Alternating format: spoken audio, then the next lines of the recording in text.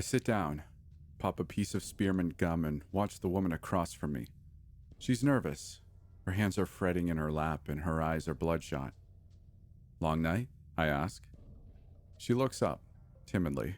Her face is awash in anxiety. She doesn't understand what's going on. She doesn't understand what she's doing here, sitting inside an abandoned warehouse with a grizzled asshole twice her age. It's fine. I've seen it before. "Look," I say, loosening the tie around my neck. "It's just like I said. I only want to ask you a few questions. Then you can go." "Why here?" she says in a small voice. "This looks like the kind of place you'd take me to, I don't know, murder me?" I crack a smile. She isn't wrong. "You don't like it? It's private. Besides that, it's probably the safest place in the world for you." "Why? Do you have snipers on the rafters?" There's sarcasm in her voice, but her eyes still flick to the dimly lit steel walkways lining the walls. She pulls her sweater tighter around her, shivering at the draft. Or is this some secret government fortress? No and no. I lean back in the wooden chair, and it groans under my weight. I'm not as slim as I used to be. "It's much simpler," I say. "This warehouse is the safest place for you because I'm inside of it." It's not a lie. At least, not entirely. Still, she gives me an incredulous look. It's the sort of look one reserves for blowhards and narcissists, and I probably deserve it. Time to change gears. "Tell me about the, event." She studies me for several moments, and then shakes her head. "On second thought," she says, picking up her purse, "I think I'd prefer talking to the police." She stands up, makes to leave, and I don't stop her. Her footfalls echo across the empty warehouse, the haphazard lighting casting her shadow in every direction. I hear her mutter something beneath her breath, but I can't make out the words. I probably don't want to. Then she stops. They always do. "What's an event?" she asks quietly. I click my pen and reach down for my clipboard with a groan. My last job really did a number on my ribs. "An event," I explain, "is a paranormal phenomenon, most commonly characterized by contact with a sentient entity. To use a more common turn of phrase, it means you stumbled across an urban legend." She swallows. At this distance, I can just barely make out her expression, but I already know I have her. I bring my pen to my clipboard and clear my throat. "You said your name was Amanda Haynes, correct?" "Yes." I scribble it down on my form. "And the event occurred 2 nights ago, just outside city limits in the Cascade Mountains?" Her sneakers patter across the concrete floor as she returns to her chair. Her expression shifts. Gone is the nervous shyness, the small posture and the darting eyes. She's staring at me now. She's deciding whether she's in or out. "Yes," she says at length. "It was in the woods. We were camping." I check 3 more boxes on my clipboard. Stupendous. So far, the location matches up with previous sightings of the beast. I sigh, resting the clipboard on my lap and place my pen on top of it. "Why don't we start from the top?" "Before we do," she says, narrowing her eyes, "how do I know I can trust you? This feels so bizarre," I offer. "Dramatic, like I'm in an episode of The X-Files." "Fair point. You've seen my badge. Badges can be faked." I bring a hand to my face, tracing along deep scars. "How about these? You don't get these working for television." She's quiet, skeptical, and her eyes drift down to the clipboard on my lap. She's analyzing it, determining if it's real government form or not. "All things I've seen before," she wants to believe. Determining if it's a real government form or not. "All things I've seen before," she wants to believe, but she isn't ready yet. "Let me ask you this," I say, handing her the clipboard. She begins looking it over. "When you told the search and rescue team a monster attacked you, did they believe you?" Her eyes met mine, and I see it. The surrender. She knows as well as I do that I'm her only shot.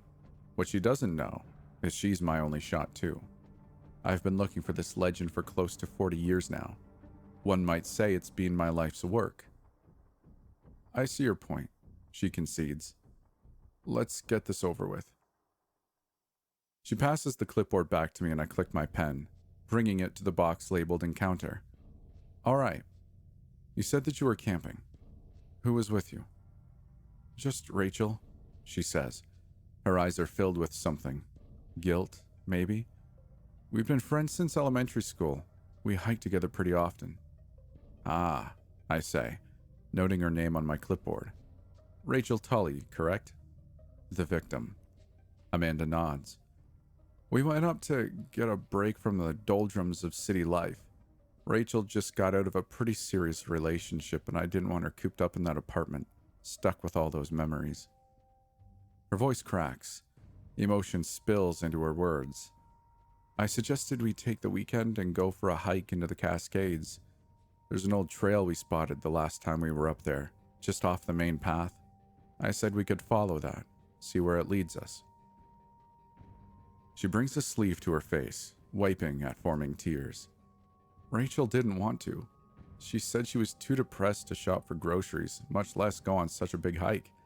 I convinced her eventually, though. I say quietly. How long was the hike? I don't know. It was a really old trail, overgrown in parts. There weren't any mile markings. Ballpark it. 8 miles, maybe? We left early that morning, and it took us 7 hours to get up there. I whistle, scratching at my gut. That's quite the walk. It's not that bad, honestly. We'd both done longer hikes on harder trails. We actually didn't go as far as we intended. Why's that? We came across an old cabin. It was run down with shattered windows, and it looked like it hadn't been lived in for decades. My heart pounds in my chest. I swallow the excitement before it has a chance to leak into my voice. I'd gone looking for that cabin 100 times. It was never there. A cabin? She nods. Her eyes leave mine. They're gazing off at some distant point on the ground, transfixed. She's replaying the memory. We figure it must have been an old ranger cabin, which would explain the overgrown trail that led us there. She pauses, her mouth hanging open, words struggling to break free. Rachel suggests instead of using our tents, we could just stay inside of it. I remind her the windows are busted and it's the middle of November. Plus, it's probably filled with spiders. She says all the better. Let's set up our tents inside the cabin. Double the protection. Amanda gnaws on her bottom lip, her voice growing smaller and smaller with each passing sentence. There's dark clouds above us. It was supposed to rain, but it looks worse than that now. A lot worse. It looks like a storm's coming. So I agree and we head inside to check the place out. What did it look like on the inside? I asked quietly. It looked like a nest. We spent some time walking around it. It isn't very big. There's only a handful of rooms, but there's branches and leaves all over the floor. Every step we take, there's a snap of a twig. The entrance leads through a small kitchen alcove with a wooden stove and a dining table. Past that, it opens up to a living area with some rotting chairs, and at the very end is a bedroom filled with splinters from a broken bed frame. The place is a mess. The layout sounds familiar. I can almost smell the cedar and feel the toasty warmth of the wood stove burning during cold December evenings. I check out the bedroom first, she says. I spot a couple of shattered picture frames. Call it the millennial blogger in me or call it dumb curiosity, but I'm drawn to them. One is old, yellowed, and faded. It looks like it could be from the 30s. It's a picture of a young man and woman dressed to the nines, probably their wedding day. She smacks her lips and then looks up at me. Do you have anything to drink? I nod. Of course. I reach down and unclasp my briefcase, opening it up to reveal a flurry of documents, and 3 water bottles. 2 filled with water, 1 filled with a black grime. I grab the 2 filled with water, crack them both, and pass one to her. We both take a sip. Thanks, she says, wiping her lips. All this talking works up a thirst. Not surprised. So far it's an interesting account. I'd like to hear more. She nods. The other picture is more recent. I mean still old, but not ancient. She laughs, but it's a nervous, self-conscious laugh.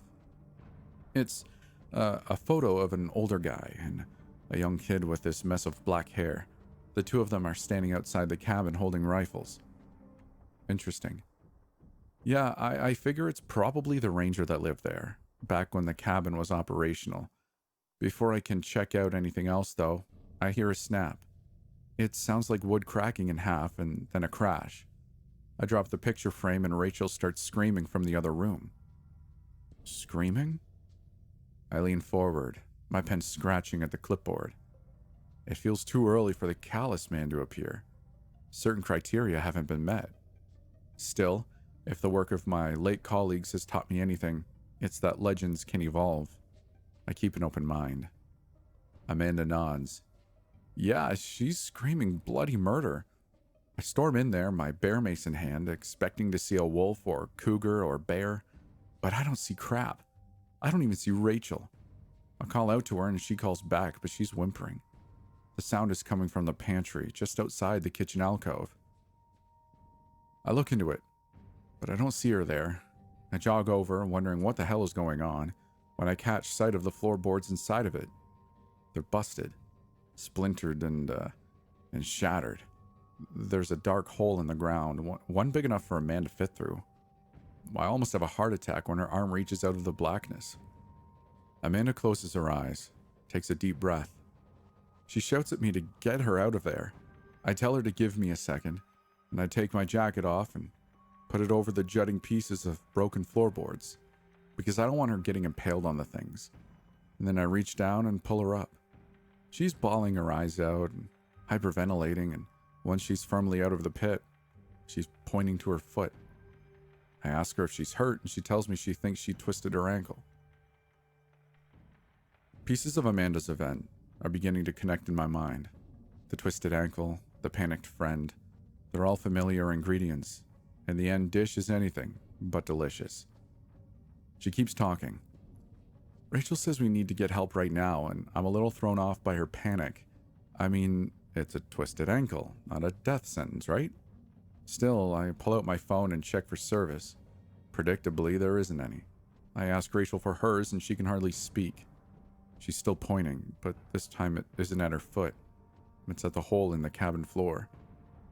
She keeps whimpering about dead things, over and over. Dead things, dead things, dead things. I'm wondering if I just became a party to my best friend having a psychotic break, but I give her the benefit of the doubt and check out the hole. It's dark enough that I can't see the bottom, so I flick on my phone's light. Her fingers play at the tips of her hair, tugging at it. It takes me a bit for my eyes to adjust, but once they do, my blood goes cold. There's bones littering the ground, deer bones, rabbit bones. Then there, at the edge of my vision, I catch sight of a human skull. I'm swearing up a storm and my imagination's going haywire. Rachel's hysterical and I'm feeding into it. Both of us repeating the same words. What the hell? Like it's a personal mantra. Amanda takes a breath, holding it for a few moments. There's goosebumps on her arms. Even reciting the account is beginning to work her up. She exhales. Then I remember I'm not living inside of a horror movie. I remember what I thought Rachel was screaming about in the first place. I'd tell her to relax, that it's probably just a mountain lion or grizzly's dumping ground. In the basement? I ask. Sorry, she says hastily. I probably should have mentioned it earlier, but the cabin's raised off the ground on these wooden stilts. Where I'm at, it helps things avoid getting trapped beneath the snow. There's a crawl space beneath it. I figure an animal was probably using the crawl space as some sort of shelter. I check a box on my form. The story matches up, so far at least. The cabin is identical to the one in my memories. The question is, Did she really encounter the Callous Man, or some rabid wolf? A human skull is a promising detail, but it's not like predators don't occasionally snack on hikers. A logical conclusion to draw, I say. Does it calm your friend down? Yeah, Amanda says with a nod. Rachel starts to breathe a little slower. She relaxes a little. Eventually, she's ready to try standing, and she can, but just barely. She limps over to a dusty wooden chair near the fireplace and sits down in it, grimacing. She tells me she doesn't think she can make it back down the mountain. There's a crack of thunder in the distance. I walk over to the windows and see the sun turning a blood red, setting over the tree line. Storm clouds are rolling in. Rain starts pitter-pattering on the cabin roof. Rachel's groaning in pain, and she shows me her phone. It doesn't have service either. You were picked up by a search and rescue team, weren't you? Yes. How's that, if you had no way of contacting them? You weren't gone longer than anticipated. Amanda sighs. I was just about to get to that, actually. There's an undercurrent of annoyance in her tone. She clearly doesn't care for interruptions once she gets going. I lean back in my chair. All the better for me. Like I said, Rachel and I go on these sort of hikes pretty often. Me more than her, but still. I come prepared. All-weather clothing, bear mace, flint and steel, you name it, I got it. I don't cut corners, so I made sure to pack my GPS locator beacon. It sends a one-way distress signal. Ah, I say, noting it in the report. A survivalist. The fire in her eyes falters, and she pauses. A moment of silence stretches between us, and when she starts talking again, her voice cracks. Not as much of a survivalist as I should have been. Rachel wants me to use it, but I tell her no. Odd. Hear me out. Amanda's eyes connect with mine, and there's a pleading expression on her face. A desperation to be understood. Rachel wasn't in any immediate danger. Not then. Neither of us were. Plus, a storm was rolling in, and it looked like a big one. She takes a shuddering breath. I know the look. Memories are clawing at her mind. My father was a search and rescue technician. He was killed trying to rescue a couple of teenagers who got themselves trapped in a cave. Ah, there it is. The tragic backstory. I was wondering why it didn't squirm its way out of her mouth. Somehow all the human stupidity in the world can be traced back to our emotions overriding our will to survive. I scratch her reasoning down on the clipboard. I didn't want anybody risking their lives when we had food, shelter, and weren't in danger. I told her, no way, I couldn't have that blood on my hands if something went wrong, and she trails off. And Rachel understood. Amanda gets quiet. She's staring at me, and there's some look I've seen 1,000 times before. I want to roll my eyes. I want to spit in her face for being such a naive idealist, but I hold it down. Instead, I plaster an understanding smile on my lips and nod my head sagely. You made the right choice. It was the only choice you could have made, knowing what you knew in that moment. It works. She perks up. Yeah, I suppose. So the two of you decide to stay in the cabin then? You're not worried about the bear or cougar using it as a snack bar might swing by? At that point, we don't really have another choice. I'm the outdoorsy type. I've seen storms, and I know that the one coming our way is going to be a big one. We decide the cabin's our best bet, but we take precautions. I keep my bear mace close by, and we close all the doors. A cougar isn't going to open a door, and a bear might break it down, but only if it feels it needs to. It's far more likely to wander into the crawl space, safely away from us. Sure, makes sense. I decide to put an extra layer between us and the front door, though, just in case. I clear out the busted bed frame and sweep the splinters from the bedroom floor. Then I get to work setting up the tent. Her voice dies. Memories are calling to her again. Difficult memories. What happened? I ask, the hairs on my arms rising. Did you see something? She nods. Yes. Animals were running through the clearing outside of the window. They were running past the cabin. Deers, rabbits. Then a whole flock of birds burst through the treetops and started flying over us. I lick my lips. Yes, this is very promising. My pen scratches at the clipboard in excitement. The Callous Man has a defining characteristic, one unique to him in the realm of legends. He always comes from the same direction. Always. Which way were the animals running? Her voice is small, brittle. I barely hear it over the sound of my pounding heart. South, she says. I write the word and underline it 3 times.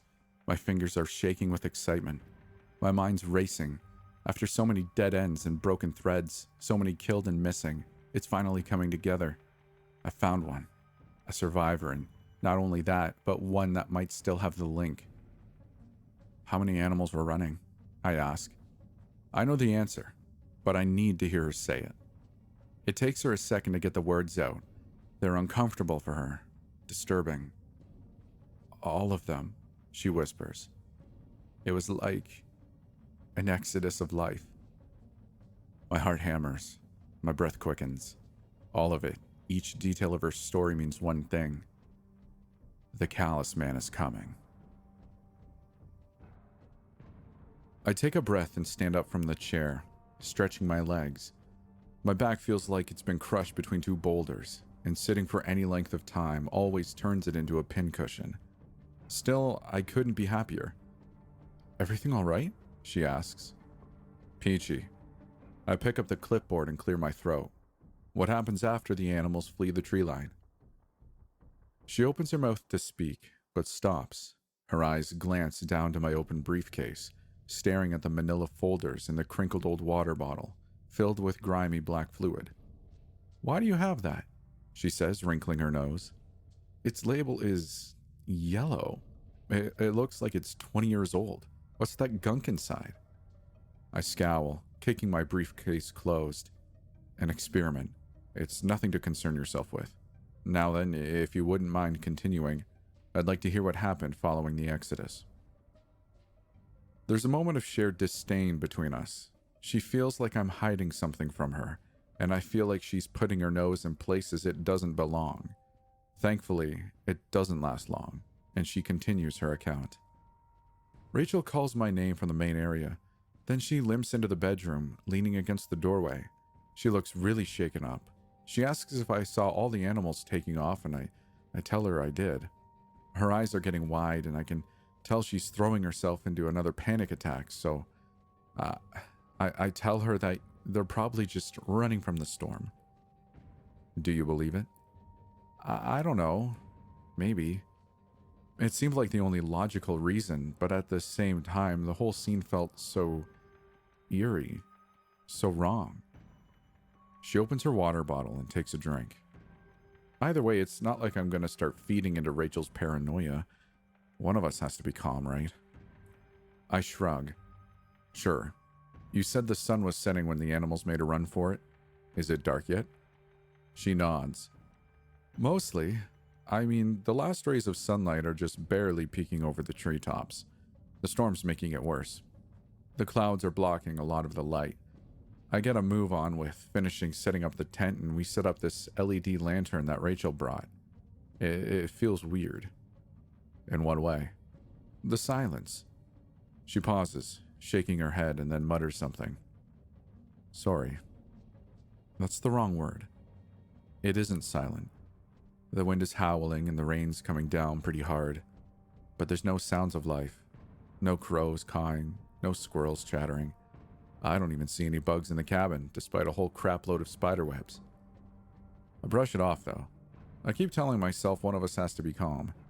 So we close the bedroom door and settle ourselves into the tent. Neither of us have much of an appetite, so we eat a couple of protein bars for supper and pull out our books. We don't talk. I don't even know if we actually read. I know I didn't. I stare at the words, but my mind's a million miles away.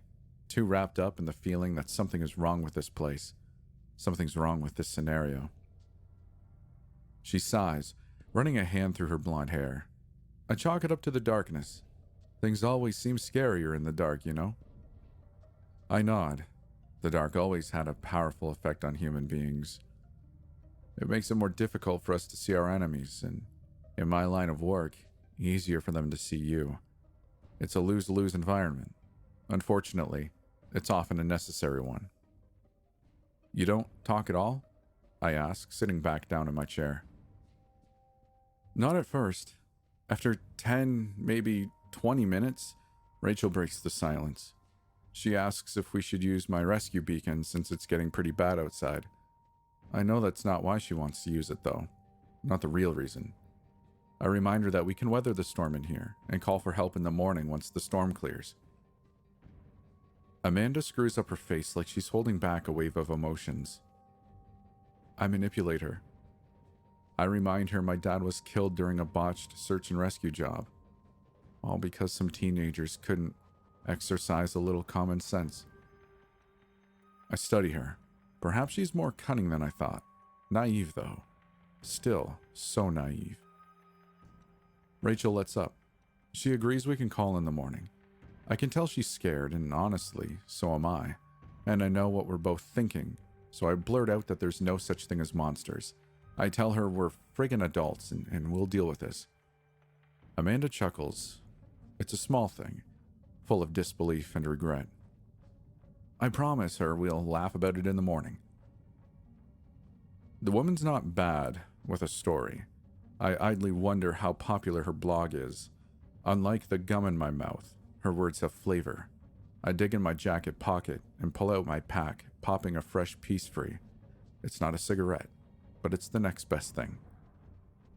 Famous last words, I say with a grim smile. What's Rachel think of your pep talk? She's fine with it. At first. I think she might even be on board. She doesn't want to spend the night terrified any more than I do. So anything that makes that fear a little smaller is a welcome distraction. Amanda swallows, and her expression goes blank. It seems like everything's going to be just fine, like it's just another overnight hike. At least until we hear the footsteps outside. Here we go. There's a creaking sound, like old wood straining under something's weight. It's hard to hear over the roaring wind, but given our mental states, it's practically unmissable. Something's outside. The footsteps are slow, gradual. Whatever's out there is taking its time, and both of us are frozen in fear. Rachel grabs the lamp and turns it off, and I suddenly realize just how dark it really is. It's pitch. I can barely see Rachel, and she's sitting close enough that we're touching. It's just us, the storm, and the sound of footsteps now. I whisper to her that it's probably a deer, or maybe a mountain lion, or just some kind of animal looking for shelter from the storm. Amanda's eyes are glazed, her hands picking at the fabric of her jeans. She's lost in the memory. I don't believe it myself. Something inside of me is rioting and telling me that we're not safe. We haven't been safe since the moment we walked into that cabin, and we won't be safe until we're far away. Still, I take a breath. I repeat that stupid internal mantra that one of us needs to be an adult. One of us needs to be rational. So we wait. I whisper to her that all the doors are closed. No animals are going to get inside. We're safe. I keep repeating it. If I say it enough, I'll start believing it too. I do my best to reassure her and stave off another panic attack. Amanda uncaps her water bottle and takes a quick swig. Her hands grip it, squeezing, and the plastic crinkles. It works. Maybe. I can't see her, but I can't hear her either. She's not screaming. It's good. She swallows. Then I realize things are bad. Really bad. Why? We hear this sharp whining sound like rusty hinges, and we recognize it. It's the front door of the cabin. Something opened it. The next second, the sharp whining is followed by dull thuds, like heavy footsteps. The floorboards groan and we hear it, whatever it is, moving through the kitchen and into the main area. I remind myself to keep writing, but it's hard. This is the moment I've been waiting for. The moment when I can finally determine whether or not she's actually encountered the monster I've been chasing my entire life. I'm clutching my can of bear mace to my chest and Rachel's whimpering beside me. I'm hissing at her to be quiet, to shut the hell up, but because I know that if whatever's out there hears us, it's going to come in here. And she listens. Neither of us move. We just listen for the footsteps. Thunder's crashing outside and the weather's screaming through the busted window. But somehow, in spite of it all, those footsteps are clear as day. I couldn't tune them out if I tried. Her fingers find the armrests of her chair, and she grips them. They scratch against the tattered wood. I pull the safety tab on my bear mace, ready to blast something if that's what it takes. Rachel grabs my arm and I feel her hand trembling. Her whole body is. Something smells like piss, and I realize it's her. She's losing it. The footsteps get closer. They're halfway through the living area now, and they're approaching the bedroom door. Whatever's out there is close enough that we can hear this snickering sound, like really fast, short breaths. Nah, nah, nah. It doesn't sound human, but it doesn't sound like any animal I've heard either. It sounds like a nightmare. I circle a box on my clipboard, identifying the sound as correct. According to more recent eyewitness encounters, the Callous Man snickers before engaging with his prey, an evolution of his mythology. In my memories, I recall only the screaming. Amanda keeps talking. Rachel's squeezing my arm so hard that it hurts. Her nails are digging into me and I can feel her warm piss on the bottom of the tent. It's soaking through my jeans, but I don't care. I don't do a damn thing. I can't, because as soon as I make a sound or a move, those footsteps are going to get faster, and something's going to open the bedroom door, and then I don't know what happens. She stops talking. Tears are forming in the corners of her eyes, and she grips her sweater sleeve and dabs at them. Rachel can't take it anymore, though. She reaches across me, hissing at me to give her the rescue beacon. She's begging me to activate it, and I'm trying to get my hand over her mouth and shut her up. But she's desperate, and she's fighting me. The footsteps pick up their pace. They're walking towards us, these heavy thumps on the creaking floor. I whisper to Rachel, if we send the distress call, the beacon's going to start beeping. Tears slip down her cheeks, and Amanda stares, transfixed at the concrete floor. There's something swimming in her eyes, and I think it's self-loathing, but I can't be sure. All I know is, it's familiar. Continue, I say. Rachel gets hold of it. She hammers at its buttons, and it works. It starts beeping. The signal's sent. Amanda's voice trembles. Her lips quiver with the onset of her next words. The bedroom door opens. It's this long, drawn-out screech, and both of us freeze. It's just the rusty hinges and the beacon beeping. I want to scream. I want to run. I think we both do, but we're too afraid. We're paralyzed. She swallows. I get my finger ready on the trigger of the bear mace. I don't want to use it inside. It'll probably mess us up just as bad as whatever's standing in the doorway, but I'm ready to if I have to. Moments pass and all we hear is the beacon beeping and the rain and the thunder outside. And then there's that snickering again, fast and raspy. It's followed by footsteps, and now that it's in the room with us, it sounds big. The tent shakes. The whole room shakes. It's dark enough that we can't see so much as a shadow through the canvas of the tent. But soon we don't need to. The footsteps start circling us, and then a finger presses to the wall of the tent and begins tracing around it. Whatever it is, it starts sniffing. Softly at first, then louder, and with more intensity. I realize it isn't a man. It's some kind of animal. It sounds beast-like, feral and hungry.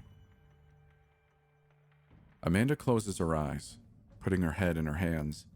She takes a moment and groans. When she looks up again, her eyes are hollow. Rachel can't stand it. She screams. She screams to leave us alone. She screams we have a gun. She turns on the lantern and tells it to screw off, go to hell, die in a fire, you name it. I'm going to assume that didn't go over well. She rubs her arm anxiously. I don't know. It seemed like it went just fine. The thing left. Excuse me? I say, lowering my clipboard onto my lap. It left? That's it? My hand grips my pen hard enough that my knuckles turn white. That can't be it. She didn't even get a look at the thing. It left the room, Amanda says in a quiet voice. It walked into the living area, but then it stopped. It didn't leave the cabin.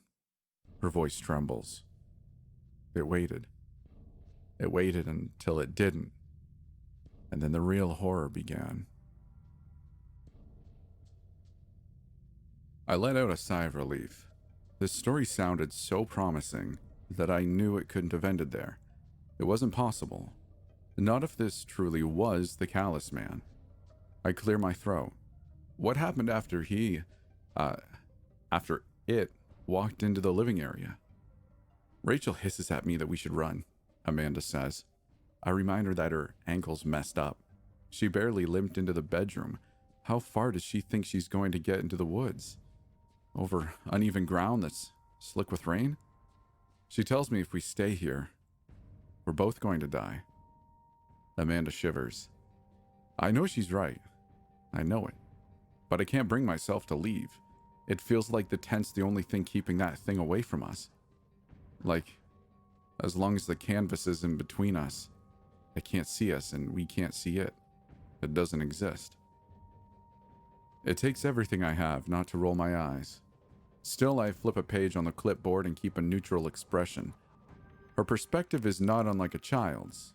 People often approach terror with irrational and sometimes nonsensical methods of survival. Of course, there's nothing magical about her tent. There's nothing about it that will save their lives. Continue, I say. It starts with a creak of a floorboard. We hear it walking again, but it's not coming toward us. It's pacing back and forth out there in the living area. And it's snickering faster than before. Soon the snickering gets heavier, violent. It starts grunting, then growling. She takes a breath and chokes back a sob. Tears race down her cheeks and her eyes are alight with terror. Then it goes silent. No movement, no grunting, no weird snickering, just the thunder outside, the howling wind, the rain on the roof. I'm sitting there clutching the bear mace and Rachel's crying, and both of us are praying it's gone.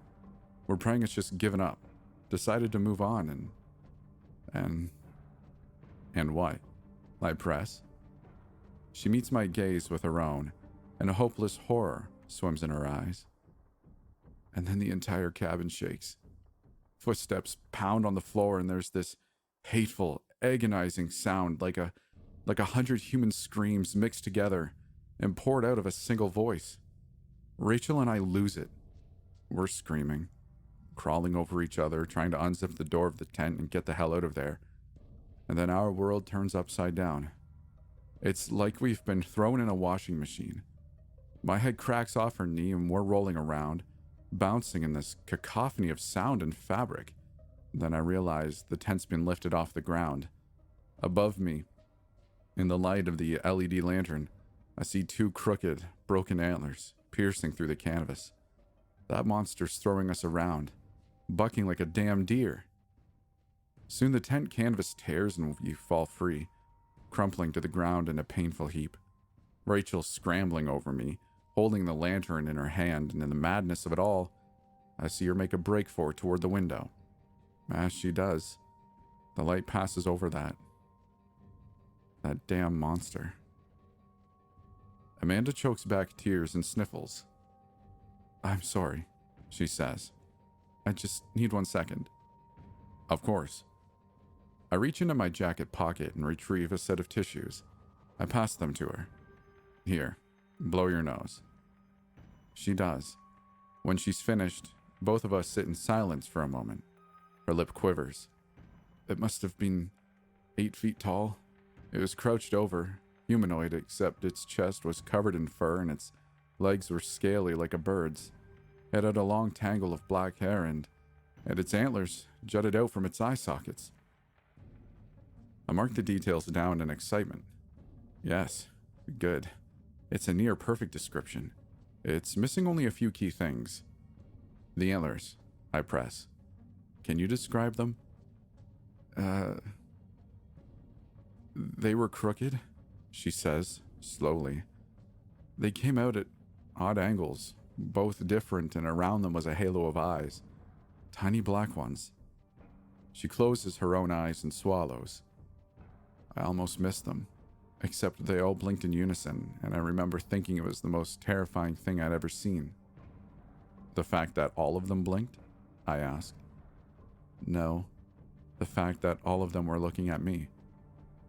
Did it attack you? I have to know. The defining characteristic of the Callous Man is his method of attack. If she nails it, then I've got her. I've got my link, and I've got him. She shakes her head. No.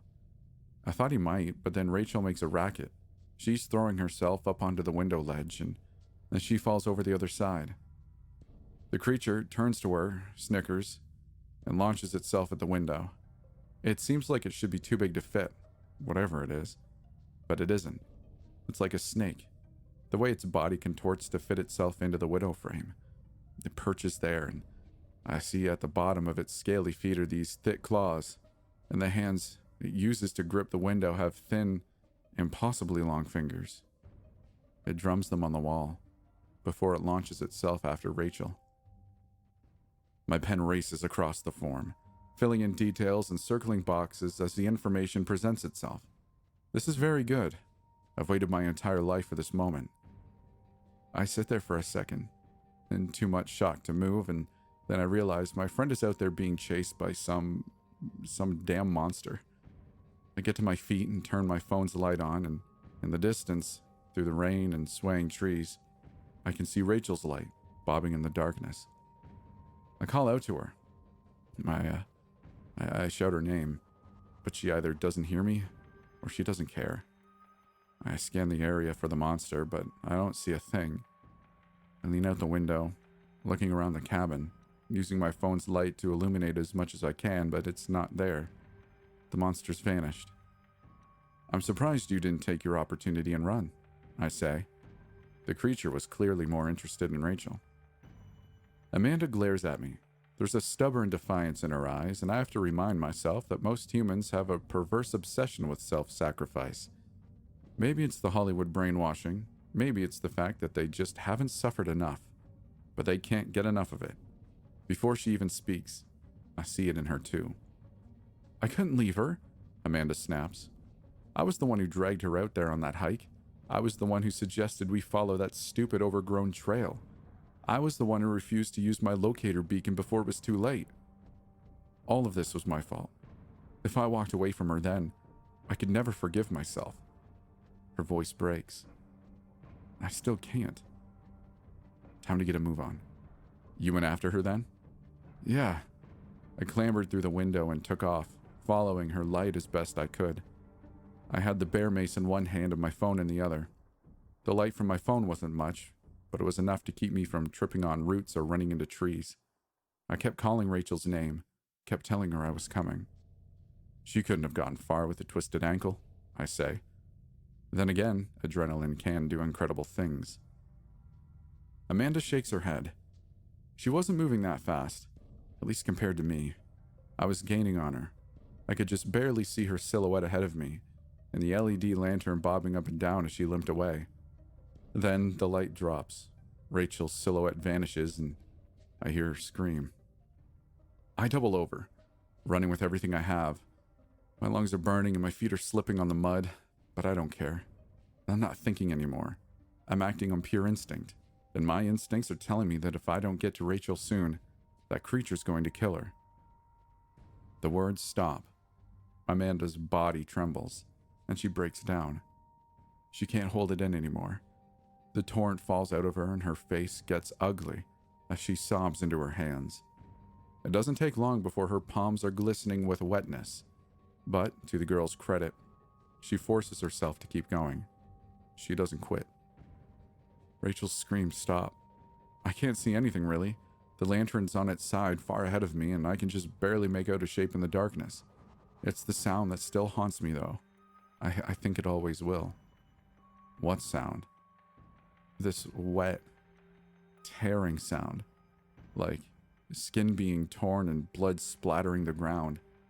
It's followed by a dull crunch, and then I hear slurping, swallowing.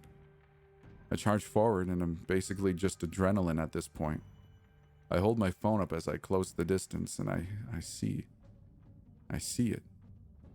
She takes a sobbing breath. I see the man with the antlers for eyes.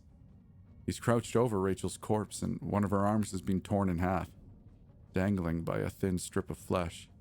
It's missing her hand. Blood is everywhere, and it's still spurting out of her torn limb. I'm too stunned to move, too shocked at seeing my friend dead on the ground in front of me, being eaten by this thing. Her voice trembles, and she launches into another fit of tears. She brings a tissue to her nose and blows a thick wad of mucus into it, before throwing it unceremoniously onto the warehouse floor. She wipes her face with the back of her sleeve. Then the thing rears back its head, and it tears what's left of Rachel's arm off. It starts to chew it. It's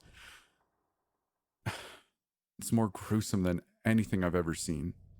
I don't think we're wired to deal with seeing that crap as human beings, you know? Like nothing in my programming knew how to deal with that. Once it finishes chewing, it swallows the arm and opens its mouth again. Its bottom jaw falls all the way to the forest floor, its gaping maw large enough for a grown man to walk straight into. It sits there in front of her corpse for a second, and then that cacophony of screaming starts again, like 100 anguished voices stitched together. A flurry of human arms reach out of its mouth, clawing toward Rachel's limp body. They clutch at what's left of her torn limb, her hair, her jacket. They clutch at anything they can reach. Then they start dragging her into the monster's mouth. There it is. Exactly what I've been waiting for. There can no longer be any doubt. This is the Callous Man. It's just as I remember. Amanda loudly blows into the tissue again. Then, I hear Rachel whimper, and my blood goes cold. I realize the entire time I've been standing there watching this thing eat her, she's been alive. I was watching her get eaten alive. My mind goes blank. I point the bear mace and let loose the blast toward the monster, shouting at it to get the hell away from her. It recoils, howling in that symphony of screams and shuffling back into the bushes. I take my chance and I press the lantern into Rachel's hand. I tell her she needs to hold on to that for us, and she nods weakly. Her face has lost all of its color, and I know she's not long for this world. I get her good arm over my shoulder and, keeping a grip on the bear mace, begin putting some distance between us and that monster. She's groaning. She keeps saying my name, Mandy, over and over again, but I tell her to be quiet. She needs to save her energy, and I need to hear that thing. She listens to me. We don't get far before I hear its thunderous footfalls pound against the forest floor. It's running at us. I wheel around and Rachel's lantern illuminates the monster for only a split second before I let loose another round of the mace. It snickers in pain and brings those long, fingered hands to its eyes. I don't wait around for it to recover. I keep going. I don't know where. All I know is I need to get away from this thing, because it isn't going to stop until it finishes what it started. Again, I hear its footsteps pound in the dirt, and again, I wheel around and blast the monster. It shrieks in pain and shies away, but only a few moments later it charges again. Amanda keels over and starts bawling. She grips her hair, then starts pulling on it so hard I half expect her to tear a chunk from her scalp. I realize, she says, choking out the words between sobs. I realize Rachel's too heavy. I can't carry her. I can't get away from this thing because I can feel the can of mace is almost empty, and every time I hit it with the mace, it affects it less.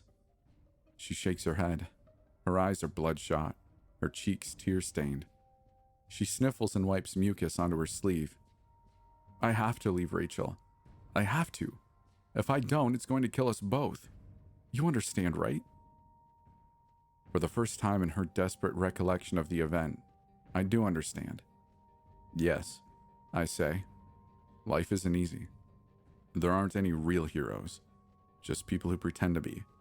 You made a difficult choice, but a necessary one. Amanda stares at me. She stares at me for a long while like she's searching my expression for something. Finally, she nods, slowly. Yeah, she says, wiping more snot onto her sleeve. Her voice evens out. The tears are no longer coming in torrents. I did what I had to do. I put her down, apologizing. I apologized over and over again, and I heard that thing coming and I took off. I ran, full tilt into the woods. Behind me, I heard the cacophony of screams. She swallows, and her voice stutters. I listen to that familiar sound of tearing flesh, and then the dull crunch of snapping bone. I listen to the creature chew on Rachel. I tried not to. I tried to just focus on running, on the sound of the rain, or the thunder, or the wind, but I couldn't. All I could hear was my friend being eaten alive. Silence stretches between us. I clear my throat. Is that it? You got away? Ran into the SAR team on your way down the mountain? No, she says, closing her eyes. There's a look of resigned regret in her features. I hear another sound. I hear a helicopter. A moment later, I catch sight of its searchlight beaming over the forest. I know this might be my only chance, so I start waving around my phone's light, trying to make as much of a scene as I can. And it works. The helicopter swings over, and it lowers a ladder with a rescue technician. He straps me to a line and asks me if I'm alone. I'm hysterical, shouting a mile a minute. I shriek that a monster attacked my friend, and I point toward Rachel's lantern, faintly visible in the distance. I tell him it killed her. Amanda swallows, wiping at her eyes. He radios in to have me brought up and says he'll go look for Rachel. I tell him not to. I know if he does, he'll die too. It'll kill him just like it killed her. But over the wind and rain, he either doesn't hear me or doesn't care. I'm pulled into the helicopter, and a few minutes later, I hear the man's voice over the radio. It's desperate, full of grief. He says he needs a stretcher down there. He says he found the other woman, and that she's still alive. Have you spoken to Rachel since? I ask quietly. She shakes her head. No, she's in a coma. Both of her arms are missing. The wounds are infected, and she's developed serious pneumonia. Doctors aren't sure if she's going to make it. She brings a hand to her mouth and chokes back a sob. Her eyes are wide, and her body quakes. I left her there to die. If I had just stayed with her a couple minutes longer, then the rescue chopper would have found us. It would have scared that thing away, and Rachel would still be gravely injured. I finished. You can't blame yourself. You didn't know the chopper was around the corner. All that you knew was something wanted to kill you, and it was winning the battle for your life. Her shoulders rack with silent sobs. I could have stayed with her. She breaks down all over again, and this time I give her all the time she needs. I've scarcely seen somebody so grief-stricken in all my years of doing this, and it's almost as bizarre to me as the anomalies I've spent my life hunting. To hate yourself for something as simple as wanting to live. It's inhuman. I'm sorry, she says finally. That's everything. Can I go now? I lean back in my chair, frowning. It's not that I don't empathize with her, but such messy reactions only serve to get in the way of actually fixing problems. In her case, getting revenge for Rachel. She stands up, sniffling, then answers her own question. I'm gonna go. Thank you for listening. Her feet make for the exit. Wait, I say. She stops in her tracks. Why? I lean forward in my chair. Can you take me there? Excuse me? The cabin, I mean. I reach for my briefcase. Can you take me to the Callous Man? I've never been a fan of the woods. Call it a bad childhood experience. Call it being an out-of-shape asshole. I'm even less of a fan when I'm stuck hiking through them for work, and yet it seems like work has a sick sense of humor, because I find myself in these fortresses of crap and sticks more often than I'd like, which, for the record, is never. Well, except for today. It's a long time before we reach the cabin. The girl said it took her and her friend 8 hours. Well, it takes us 12. My best days are behind me, unfortunately, but luckily, I don't need to be very fit for what I'm about to do. I still don't understand why you couldn't have just followed the map, Amanda says. I told you exactly how to get to... Because, I say, still breathless from the hike. The cabin doesn't exist on a map. You can point it out to me all you want on your iPhone, but unless you're right beside me, I'll never see it. It's just the way the Callous Man works. She narrows her eyes at me. You keep saying that name. Why do you call him the Callous Man? I pull open the door of the cabin, and instantly it smells like crap and dead animals. Great. I call him the Callous Man, I say, strolling across the creaky floorboards. Because that's his name. It's the name the first person that ever encountered him coined him with, and so it is the name with which I refer to him. The first person? Yeah, I say, stepping into the bedroom. Me. The floor is a mess, covered in what's left of Amanda's tent. A small device lays a few feet away, and I figure it's probably her locator beacon. Hang on, she says, appearing in the doorway behind me. You're the first person who saw the Callous Man? I nod, bending down and picking up one of the shattered frames she'd mentioned. Dusting it off, I hold it up to her. This is my grandpa and I, showing off our rifles before going deer hunting. She looks shocked, stunned. Her eyes gaze at the picture, then back at me. On second glance, you two really do share a resemblance. You and he look so much alike. Yeah, I suppose we do. I toss the frame onto the ground. You lived here? Visited. My grandpa lived here. What the hell? She says, her voice trailing off. This whole thing feels so bizarre. It has to be a nightmare. It can't be real. I flip the water bottle full of black grime in my hands, catching it with a smile. You're preaching to the choir, lady. If I had to guess, I probably hope I wake up from this even more than you do. Unlike you, she says with a glare, I don't have any secret agent training or whatever. Unlike me, you've got my gun. The only training you need is to point and shoot and not hit me with the bullets. She taps my revolver strapped to her thigh. It was the sole condition of her joining me in this little woodland excursion, that she gets to be the one who carries the gun. I told her that's fine, with one stipulation. Remember, I say, don't touch that thing unless the Callous Man's already pulling you into his big mouth. I don't need you shooting me before I finish my business. What if he's attacking you? She says. I'll deal with it. You'll deal with an 8-foot-tall monster with nothing but your bare hands? The water bottle crinkles in my grip. Just trust me on this. I'm a professional. I place my hand on the windowsill and look over the clearing, out past the tree line. The sun's turned a golden red. Soon, it'll be night. Nervous? I ask her. What do you think? She says. You better be as good as you say you are. The way she moves, the way she speaks, and the way she keeps touching the revolver on her thigh tell me everything I need to know. She's terrified. Relax, I say. Save the anxiety for when our dear friend shows up. I chuckle at my joke, but it goes clear over her head. She pulls one of the chairs from the living room into the bedroom with me. She sits down on it, rigid and straight. I'm almost proud of her. Sure, she was only willing to accompany me with a magnum strapped to her thigh, but she still chose to do it. She chose to get revenge for what that thing did to her. What it did to her friend. Almost there, I mutter. My eyes follow the sun as it slips behind the tree line. Shadows stretch out, engulfing the cabin in the strips of darkness. He'll be here soon. Seconds pass, then minutes, and then things begin to change. It starts with a crow taking flight, and I already know he's coming. I can feel him. A family of rabbits follow, bounding through the clearing.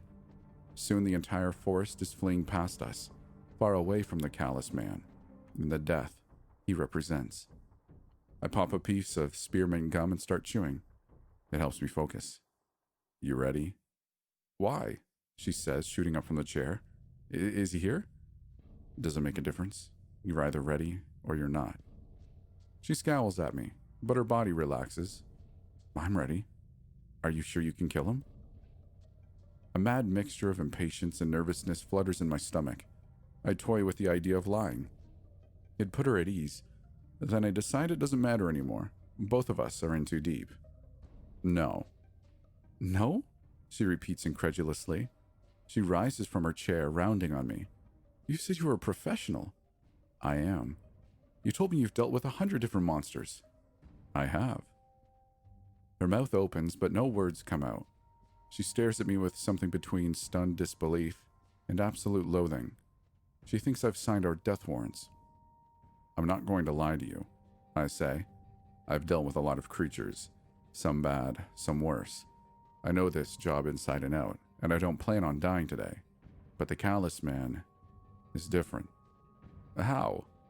I catch myself. We're on the precipice, and there's no going back, but there's still words that can upset the operation. I exercise some tact. He's powerful. He can distort this world and manipulate dimensions. It's why I needed you here. It's why I needed your link. He chose you. The Callous Man gave you the key to his world, and only you, but he never said you couldn't bring visitors. She shakes her head. She's trying to piece it together. Bless her heart, she's trying her best. But there's not enough pieces to make sense of it, and that's intentional. It's by design. I need her obedient, not unruly. Everything hinges on her cooperation. I don't understand. Why did he choose me? The sun finishes its descent, its red-orange rays fading to darkness. I flick my flashlight on, holding it up to the window and watching the clearing with bated breath. The Callous Man is coming. He chose you because of the life you live. I explain. The values you represent. It means something to him. Values I represent? What, like honesty and integrity? She snorts, like it's a joke. What could they mean to a monster like that? I smirk. They mean you taste delicious. The night is still, silent. Just as she earlier described, there's no sounds of life. Except this time there's no storm either. It's a cloudless sky without so much as a breeze, and I can almost hear Amanda's heart beating out of her chest. Ha ha, she says sarcastically. She's close enough behind me now that I can feel her breath on my neck. She really is terrified. What do those values actually mean to it? To him, I correct. Believe it or not, that monster really is a man. When you become as powerful as he is, though, food stops meaning what it means to you and I. It's less about calories and more about filling a void. It's trying to supplement its diet with concepts, ideas that it's missing. Why? To become better. To cure itself. There's movement in the clearing, and my breath catches as I see it. A set of crooked antlers. They rise from the bramble, soon revealing a face covered by matted black hair. One with a tiny snout and a halo of dark, beady eyes. The dots glimmer in the beam of my flashlight. It wants to stop being a monster? She asks, her voice thick with disbelief. It's eating people to save itself? Shh, I hiss.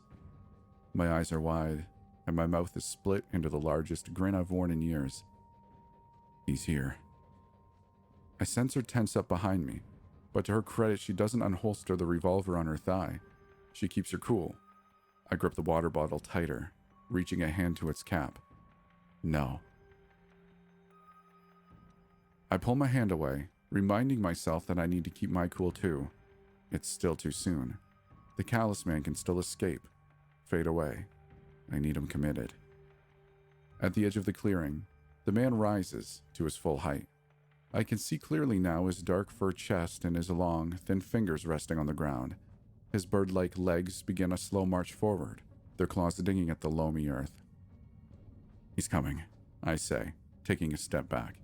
Stay behind me, directly behind me. She doesn't speak, but I know she's nodding. I hear her feet crack on the floorboards in concert with my own. My fingers play at the cap of the water bottle. Everything comes down to this. 40 years of horror and misery, have led me to this moment. A snickering sound pierces the air. The man's moving faster now, each footstep coming at a pace of a light jog. There's hardly any time left, but still I wait. "He's coming," Amanda hisses from behind me. She's panicking. Her hand clutches at my shoulder and I grunt, shaking her off. "Don't," I tell her. "Relax. We're almost done here." My heart races. Seeing the monster again after all these years is dredging up old memories, and the little boy threatens to take hold inside of me. My palms are thick with sweat. It doubles over, sprinting on all fours. Its armada of eyes connect with my own, while its crooked antlers sway in concert with its powerful body. Clouds of earth burst out from behind it, its long fingers tearing at the ground with each stride. "Nya, nya, nya," it snickers. "Nya, nya." It leaps at the window. For a moment, time seems to stop. I stare, transfixed at the creature I used to know so well. Its horrifying, inhuman face gazes back at me, and inside of it, I see an insatiable hunger, a need to feed. My body freezes. My blood goes cold. Terror grips me as its fingers reach outward, passing through the window while its vocal cords chitter in anticipation. It wants me. I lunge to the side. It collides with Amanda, its antlers piercing her stomach and showering the bedroom in blood. Her body crashes against the wall with a sickening crunch and lays there in a broken, whimpering heap. I stay as quiet as I can. The Callous Man shakes his tangle of black hair and looks around, reorienting himself. First to me, then to her, then back to me. Damn it. My fingers begin untwisting the cap of the water bottle. It's too soon. I need him distracted. I need him feeding and committed, but I don't think I have an option anymore. It steps towards me. The floor groans. My mouth feels dry, my limbs twitchy. Fear takes root in my chest and the little boy inside threatens to take hold. No, I have to hang on. I open the water bottle and my mouth begins stuttering the words. "Thu, Val, Nolar." The Callous Man lowers himself. His back arches, and his tiny snout begins to open, growing larger and larger. Screams of 100 souls echo from the void inside of him, their arms reaching toward me, desperate to draw another into their nightmare. Gal, Nush, Alza. I continue the words, but there's no time. They're so close. He's so close. I press myself as far against the corner as I can, but still I feel their cold grip on my leg. They pull. They're strong. My balance goes out from under me and I fall on my ass. Yes, Val, Kulna. It wasn't supposed to happen like this. She held the values he needed. Her, not me. I keep speaking the incantation. I keep moving my lips, but now my body's acting on instinct, on learned behavior. I can't so much as think as I slip further and further into the abyssal darkness of the Callous Man's jaws. I keep speaking the words, but my voice is drowned by the pleas of the dead, screaming, howling, begging. The incantation is all I have left. It's not enough. It's taking too long. A deafening bang rings out, interrupting the chorus of screaming souls. The Callous Man recoils, its jaw sliding across the floor and its body writhing in agony. It stumbles to the side, and then 2 more gunshots pierce the night. It falls to its knees. I can see behind him now. I can see Amanda's bloody, mangled heap. One of her legs is snapped backwards and her white shirt is torn at her stomach, with pieces of her falling out of the hole. Blood spills from her mouth like a fountain, and in her trembling hands she holds the revolver. "Thank you," I breathe, rising to my feet on shaky legs. "Thank you, Amit." Another blast of the handgun. And this time, my ears are ringing like church bells. I stumble to the side, and in the dim light of my lantern, I see a bullet hole in the wall beside me. I barely have time to look back at her before agony rips through my thigh and I collapse onto the bedroom floor. Damn it. My hands clutch the wound instinctively. I don't need to look at it to feel the warm wetness of blood seeping through my fingers. I gaze up at her, and she steadies the magnum at me. I was so close. So damn close. 40 years of this crap and I'm undone by a blogger. Do it, I growl. Death by a bullet isn't a bad way to go, all things considered. Do it before he takes both of us. She lowers the revolver, and tears fall from her eyes. She's choking on a word, but all that's coming out is a torrent of blood. It's fine. I know what she wants to say. I did it because it's the only way, I explained through gritted teeth. One of us always had to die, but if it was me, then it meant we both did. Her body's twitching in shock. She's still moving her mouth, but it's just blood now. No words, only blood. Her face is pale and glassy-eyed, but I only see it for another moment before the Callous Man begins to rise. Nya, nya, nya. He's snickering, but it's violent, angry. His eyes gaze at me. The antlers are casting twisted shadows in the light of my lantern, and it's making him seem even more unnatural, more inhuman. Nya, nya. He turns away from me, turns to Amanda. Bel, Guz, Re, I whisper. Morath and Greshon. His footsteps groaning on the rotting cabin floorboards. I don't see Amanda, but I hear the gurgle of blood. I hear the desperate shuffle of her body pushing itself against the wall. I hear a gunshot ring out, then another. The footsteps march forward, and so does my incantation. The water bottle's shaking in my grip now, the grimy fluid swirling in a murky maelstrom. Gria, Null, Yulia. Another shot. Thel Radua, Riatha. A cacophony of screams. Set, kill, Ona, box, Loa. Amanda lets loose on the handgun twice more, and then the firearm clicks impotently. She's burned through every round that it has. It wasn't enough. It never could be. My lips keep moving even as I hear her body being dragged across the floor. The ancient language flows out of me, and I'm deaf to the sounds of her flesh being ripped and torn, her limbs being devoured inch by inch. She needs to hang on. Her role isn't over yet. I speak the final words. Set Rindas. The water bottle jolts from my grip, the murky fluid inside exploding into a dark cloud, twisting around the room like a tornado of smoke. I hear the screaming falter. Then I hear the Callous Man lurch around, snickering in confusion. I hear Amanda groan. She's a fighter. Good.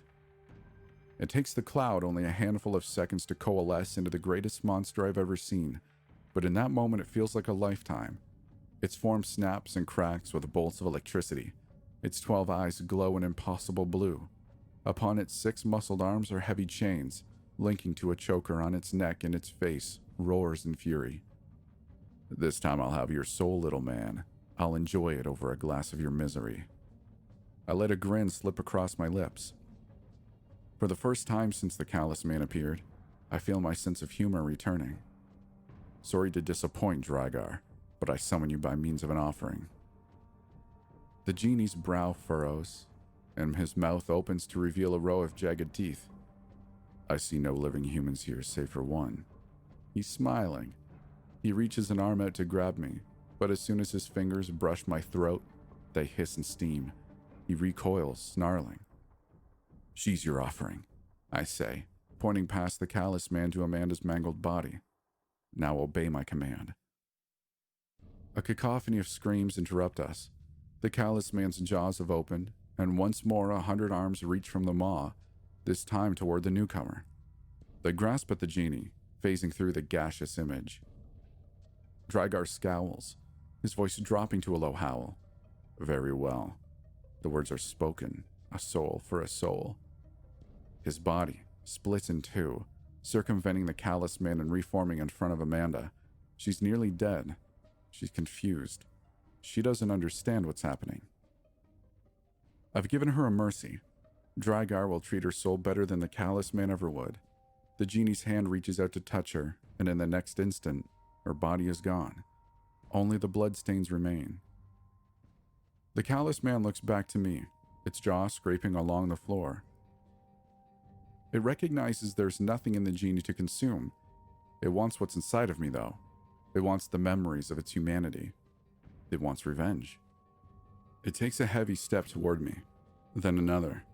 The screams are deafening, but I know I don't need my voice to be heard. A command is a command. For her soul, I want his. The pale hands reach out from the abyssal maw, grasping my legs, and I let them. My body falls to the floor. It inches toward the jaws of the beast, toward damnation. The night fills the room, and the cabin shakes with the low bass of eternity itself. The screaming fades to a whimper. Then after a loud pop, it's gone. Everything's gone. The Callous Man, the cabin.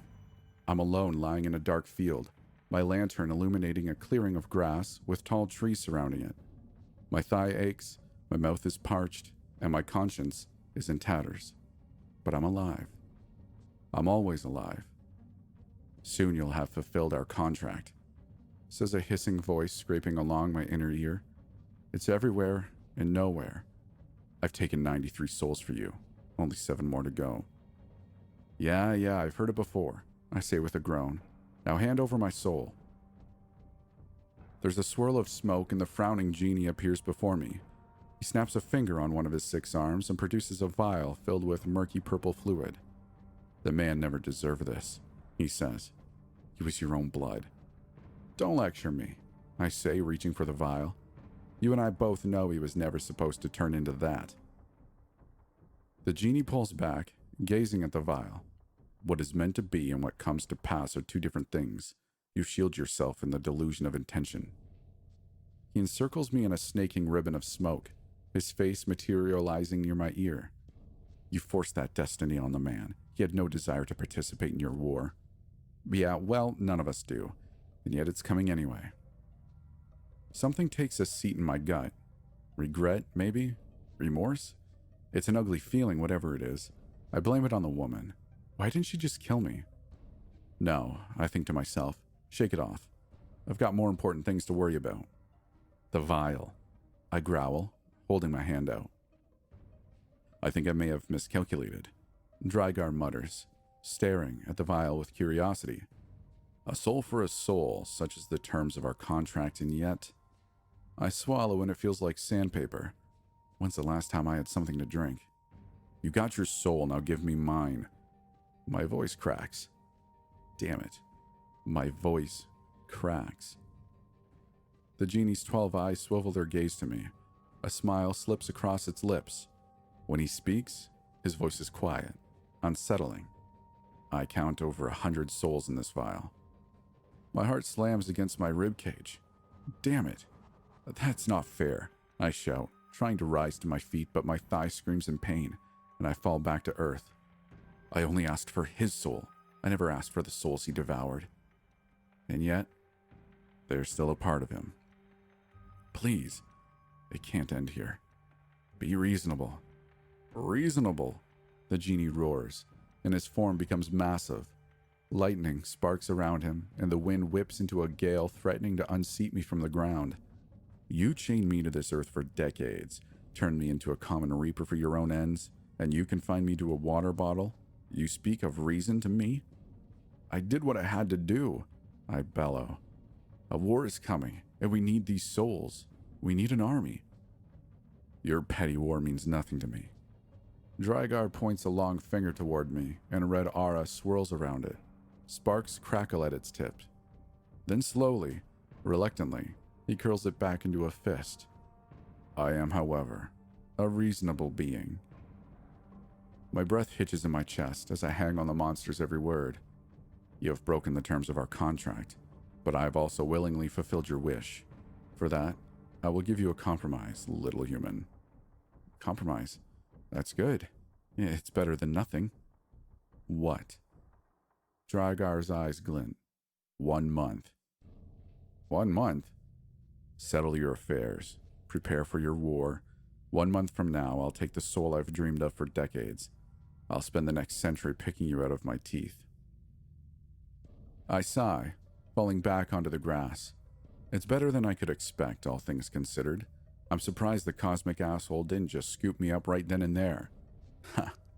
Damn fine print. Fine, I say. Can you get me out of here? He smirks, turning into formless smoke. A soul for a soul. No more, no less. He begins swirling like a mad tornado of shadow, howling and roaring, and a moment later he's gone, vacuumed back into the water bottle. Asshole. Looks like I'm finding my own way down. Once more I try to rise to my feet, and once more I wince in pain and fall to the earth. Damn. The revolver did good work on my thigh. No, she did. The woman tugs at my thoughts, her resolve, her strength, her blog. She could tell a story, Amanda Haynes. She's gone now, but there's still a story that needs to be told, and I'm running out of time to tell it. I spot a mess in the corner of my eye, a pile of canvas, torn and bloody, with tent poles poking out. That should do. I crawl toward it, and a moment later I find what I'm looking for. A black device laying a few feet away, just like it'd been in the cabin. The beacon. I reach out and grab it and click the button. It beeps. Good. It beeps. You don't need me to tell you that the search team located me, and you don't need me to tell you that they had a lot of questions, but that the facility stepped in and took care of it. You also don't need me to tell you that I'll be walking with crutches for the rest of my short life. What you need me to tell you is why I'm posting this.